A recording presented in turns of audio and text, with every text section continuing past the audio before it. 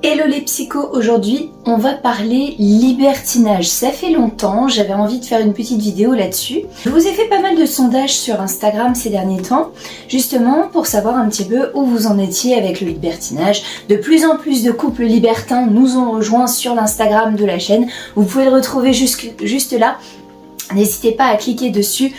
On fait régulièrement des petites séances de parole dans lesquelles vous exprimez sur le libertinage, sur le célibat, sur tout un tas de choses. Vous avez la parole, moi je vous aiguille le mieux que je peux et c'est ça Psychodrag, c'est le principe même de cette chaîne. Alors aujourd'hui, comme on dit, on parle libertinage, mais de quoi on parle? C'est bien beau de vouloir parler de libertinage si l'un d'entre vous, dans le couple, n'a pas envie du tout d'en entendre parler. Et justement, je me suis posé la question. La plupart du temps, je me suis dit que dans un couple hétéro classique, c'est-à-dire homme-femme, la personne qui bloque, en général, c'est la femme. Alors pourquoi ça, je ne sais pas. On m'a fait très justement remarquer d'ailleurs que c'était pas toujours le cas.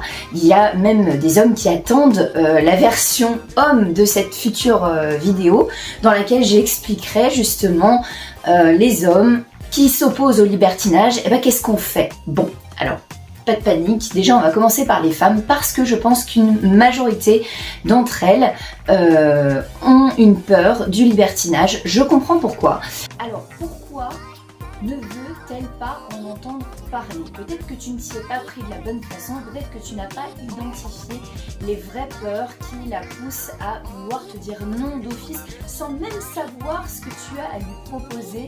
Alors en général, ce dont elle a peur, c'est surtout sa jalousie. Elle est possessive avec toi, elle a envie que tu restes avec elle pour toute la vie. Plus sérieusement, le rêve d'une princesse tel qu'il a été édicté dans tous les Disney, c'est un prince, une princesse, des enfants, un château et c'est fini jusqu'à la fin des temps et il n'y a absolument pas précisé et ils eurent beaucoup de relations sexuelles avec d'autres. Bon, alors partant de là, c'est vrai que on est un petit peu conditionné. Bon, c'est pas grave, c'est pas une fatalité. Moi, ce que je veux t'expliquer, c'est sans forcer, comment essayer de trouver des petites choses pour justement amorcer une discussion. La grande différence, c'est le forcing et la discussion, ce n'est pas du tout la même chose. Et il faut bien faire la différence entre les deux si tu ne veux pas tout simplement te prendre 2 claques dans ta tronche. Voilà. La jalousie est quelque chose de très exprimé chez les femmes, on est très... ce genre de choses, enfin tu vois, je n'ai pas à te faire un dessin, tu vois un dragon avec des boucles d'oreilles, et ben ça peut te faire penser à ta femme. Bon, je n'ai rien contre ta femme, j'en ai su une aussi, donc je n'ai strictement rien à dire là-dessus, mais tu vois bien l'image du truc. Cette jalousie, elle est quelque part normale. Beaucoup de femmes amoureuses ont cette jalousie, mais ce qu'il faut qu'elles comprennent, c'est que tu n'es pas censé te barrer avec la première venue. Non, non, tu n'es pas censé le faire, donc tu oublies ça tout de suite, s'il te plaît, si tu as y pensé. Je te dis non. Tu lui expliques que c'est pour toi la 7e merveille du monde, qu'elle restera la 7e merveille du monde, et à tout jamais, et que ça correspond au même schéma de prince, princesse, vécurent heureux avec beaucoup d'enfants dans un château. Tout ça, c'est encore d'actualité, même si vous avez des petites expériences que vous allez partager ensemble, bien évidemment. Essayez de lui proposer d'être toujours ensemble, toujours à portée de vue, à portée de voix. Ne vous quittez pas, jamais. Comme ça, il n'y a absolument aucun malentendu. Ça ne peut pas être mal pris, puisque la personne est là à côté de toi, elle l'écoute, elle te voit. Donc, a priori, de malentendu, il n'y en aura pas. La plupart du temps, cette jalousie, elle est provoquée par peur que tu la quittes, que tu trouves quelqu'un d'autre qui soit meilleur qu'elle au lit. Et c'est une question qu'il faut se poser parce qu'il y a plein de gens avec qui tu peux t'entendre sexuellement, avec qui ça peut faire des étincelles, mais il manquera toujours le sentiment que tu éprouves pour elle. Et c'est ça qu'il faut que tu lui expliques, que ce sentiment, il se manifeste par autre chose que uniquement des relations sexuelles. Alors, posez-vous la question, Comment s'exprime votre amour au quotidien? Qu'est-ce qui fait que vous êtes un couple amoureux et pas juste lié sexuellement?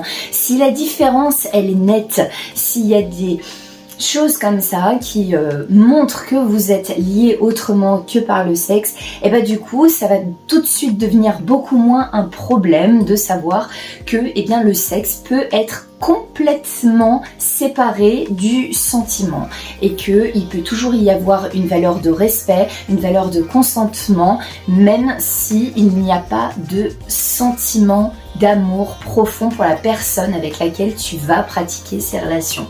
C'est peut-être obscur un petit peu quand je te l'explique comme ça, mais c'est vrai que ça existe et la plupart des libertins qui durent dans ce genre d'expérience peuvent en témoigner. Je pense, n'hésitez pas à réagir justement en commentaire, vous les vrais libertins qui avez une expérience de pourquoi pas quelques mois, quelques années, même si vous rencontrez des pures beautés, des canons absolument divins, même si tu rencontres quelqu'un d'expérimenté comme la plus grande des actrices connues sur Terre, ou quelqu'un qui te fait complètement chavirer et te fait vivre une expérience sexuelle que tu n'as encore jamais vécue et qui te laisse un sentiment d'accomplissement derrière, et bien tout ça ne change rien et ne doit rien changer au fait que tu aimes la personne avec laquelle tu es, et tu l'aimes non seulement parce que sexuellement vous vous entendez bien et vous avez une certaine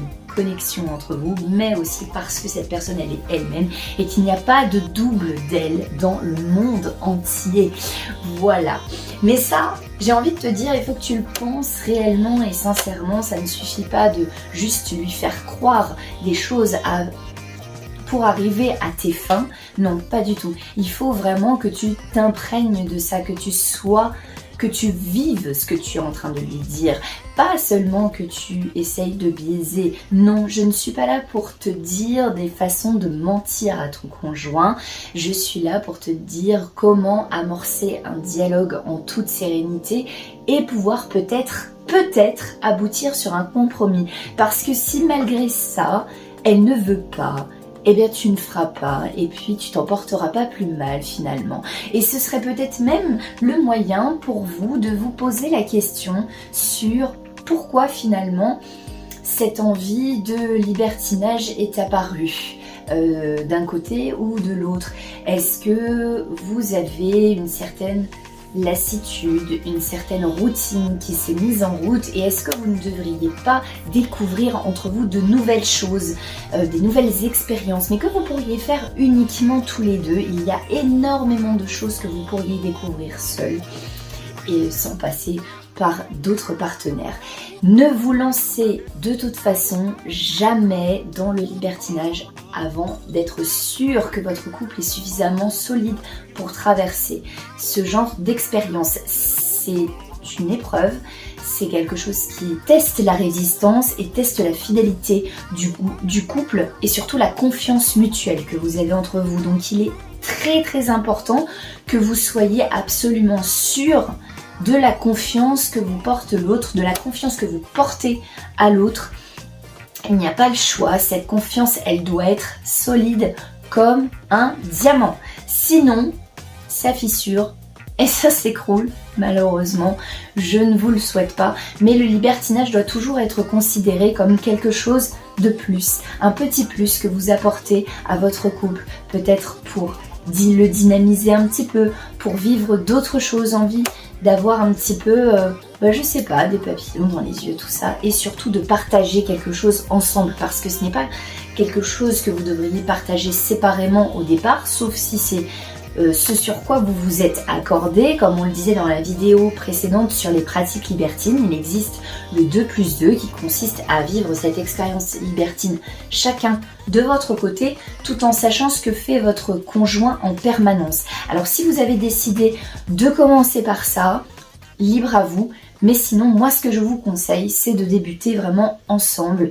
Parce que finalement, ce qui est aussi excitant, c'est la réaction de l'autre, de le voir émoustiller. Parfois, certains le sentent même comme quelque chose de encore plus stimulant que de vivre sa propre expérience soi-même. Ça peut être une expérience très bouleversante, mais bouleversante dans le bon sens.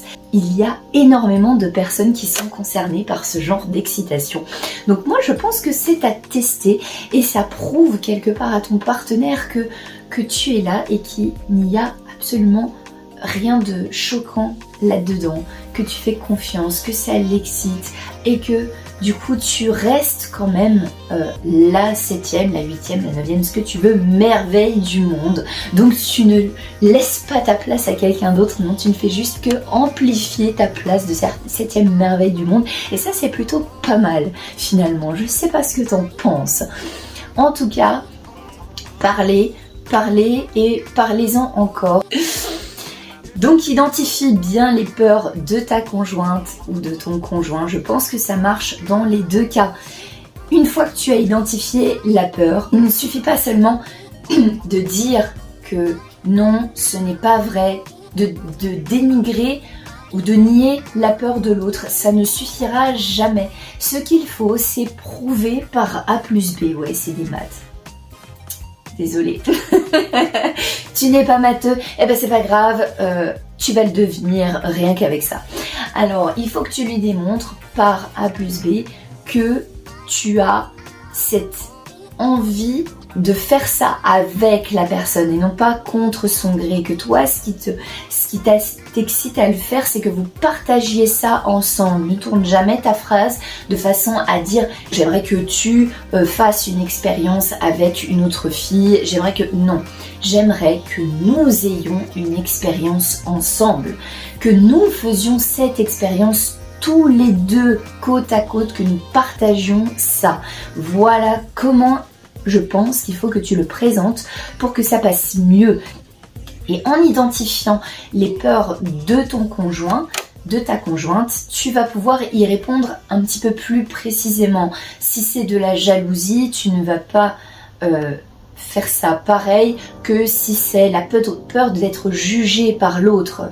Elles sont tout de suite étiquetées d'une façon qui est pas super sympa, avec des mots qui sont un peu violents, alors que les garçons, et ben finalement on trouve ça quasiment normal. Alors je ne sais pas d'où ça vient exactement ça, je ne suis pas spécialement féministe, mais il se trouve que la sexualité des femmes est encore quelque chose de mal vu, surtout si elle est assumée, si elle est multiple. Ce sujet là, il est encore très présent dans les mentalités, même si on est en 2021, on a un petit peu du mal à laisser les filles tranquilles sur leur sexualité. Donc il va falloir que tu déprogrammes ça en lui disant que de toute façon, quelle est la vie le plus important pour elle sur Terre? Est-ce que c'est la vie des gens qu'elle ne connaît pas? Est-ce que c'est le tien? Est-ce que c'est son propre avis sur la question? Essaye de la convaincre que son propre avis compte, même pas le tien. Mets-toi en retrait vis-à-vis de ça. Ne sollicite pas du tout cette partie-là parce qu'elle va vouloir te faire plaisir, parce que c'est une fille bien qui a en tête ce qu'il y a dans les magazines, satisfaire son homme, être toujours pimpante, etc. Et elle va avoir peur de te perdre, donc elle risque d'accepter pour les mauvaises raisons. Il faut que tu t'assures que ce soit aussi pour les bonnes raisons qu'elle accepte, parce que cette expérience que vous allez partager, si elle est influencée par le fait uniquement de te faire plaisir à toi sans tenir compte de son propre plaisir, va être une expérience qui va être ratée pour elle. Toi, tu ne t'en rendras peut-être pas forcément compte, mais elle le vivra mal et tu vas finir par le sentir, voire même les autres couples libertins qui ont l'habitude vont te le dire. Ne fais pas l'erreur de centrer la conversation sur ton désir à toi. Tu l'as déjà exprimé en mettant sur la table cette conversation. Elle sait très bien que si tu proposes, ça veut dire que tu en as envie. Sinon, tu ne proposerais pas, tu vois. C'est comme, tiens, si on mangeait une quiche ce soir, c'est que quelque part, tu as envie de la manger d'avance, cette quiche. Mais tu requiers quand même son autorisation. Pas à la quiche, hein, à ta femme. Essaye de suivre un petit peu quand même. Bon, n'hésite pas à reformuler les peurs qu'elle a. C'est-à-dire que si elle dit ouais mais j'ai peur, etc. Essaye de la faire parler et ensuite de reformuler. Je comprends tu as peur d'être trop jalouse pour ça, tu as peur de me faire une crise de jalousie. Et elle va te dire oui c'est ça, non c'est pas tout à fait ça. Et vous allez affiner comme ça au fur et à mesure la peur en elle-même. Tous ces tenants et ces aboutissants parce que finalement dans la jalousie il peut y avoir plusieurs petites subtilités. La jalousie en elle-même, peur de faire une crise de jalousie et de se rendre ridicule, peur de devoir absolument conclure dans le club libertin ou avec les personnes que vous allez rencontrer. Ça d'ailleurs ce n'est absolument pas le cas, il faut bien que vous mettiez ça en tête. Nous l'aborderons dans une autre vidéo, le consentement, ce qu'il doit être. Tout ça fera l'objet d'une vidéo supplémentaire où on va expliquer tout ça. N'hésitez pas d'ailleurs à regarder ce genre de vidéo ensemble, surtout les pratiques libertines, je t'invite à le regarder de nouveau parce que ça peut vous donner des idées, certains paliers que vous voudrez franchir ou alors pas du tout, des choses que vous allez occulter de suite. Ça vous ferait une base de réflexion et une base de discussion pour la suite. Voilà, j'espère que tout ça a été bien clair et bien expliqué. N'hésitez pas si vous avez des questions à me les poser en commentaire, là juste en dessous, ou alors à aller sur l'Instagram de la chaîne, encore une fois. Il est juste là, à votre disposition. J'essaie d'y répondre comme je peux. On fera des sondages régulièrement et je vais m'occuper du cas de ces messieurs qui ne veulent pas ou qui ont eu même d'ailleurs des mauvaises expériences. Tiens, partagez-nous les mauvaises expériences que vous avez eues et est-ce que ça a été un point final à votre pratique du libertinage ou pas du tout? Est-ce que ça a été une façon après d'en rire? Comment vous avez géré ça? Parce que ça aussi, ça peut faire peur. La peur de l'échec, la peur d'avoir un moment où tu te dis mince, en fait c'est une super mauvaise expérience et j'aurais jamais dû faire ça. Voilà, partagez-nous tout ça, on rebondit là-dessus, plein d'autres vidéos à venir. Je vous remercie encore pour tous vos follow. N'hésitez pas à activer la petite cloche des notifications pour être prévenu quand la prochaine vidéo sortira. Promis, je fais des efforts invraisemblables pour vous publier des vidéos régulièrement. Et réagissez sur l'Instagram de la chaîne.